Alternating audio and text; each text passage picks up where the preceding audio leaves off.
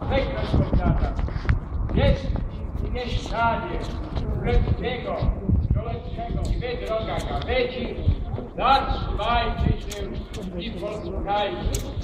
Z okazji nadeszłego roku pańskiego 2013 mieszkańcom Lublina i najbliższych przyjaciołom życzę w imieniu prezydenta miasta Królewskiego Grodu Lublin, pana doktora Krzysztofa Żuka, wiele radości oraz wszelkich łask Bożych. Niech ten rok pański 2013 będzie pełen sprzętów i zrealizowanych planów.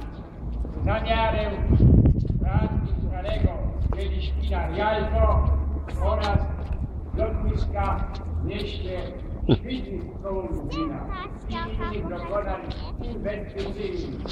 Przekazywałby słowa Nikon, Królewskiego Stołecznego Grodu Lublin, Władysław Stefan kawaler Złotego Krzyża za Drugi, nadanego przez drugiego prezydenta Rzeczypospolitej pana Lecha Wałęsę, członek angielskiej Gildii Publikacji Miejskich w Anglii, członek Gildii Publikacji Miejskich Konferencji Europejskiego w Belgii oraz uczestnik szeregu konkursów publikacji miejskich w świecie, a mianowicie w Kanadzie, Australii oraz samorządem Królewskiego Stołecznego Grodu Lublin na kadencji pana prezydenta Andrzeja Kwiatkowskiego w miastach partnerskich Alcalá de Henares, Hiszpania, jak również bardzo często na opłatkach w mieście Wrocławiu.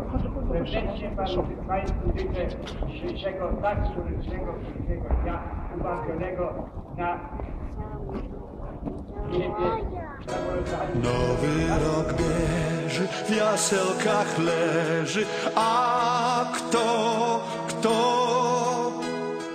Dzieciątko małe, dajcie mu chwałę na ziemi. Dzieciątko małe, dajcie mu chwałę na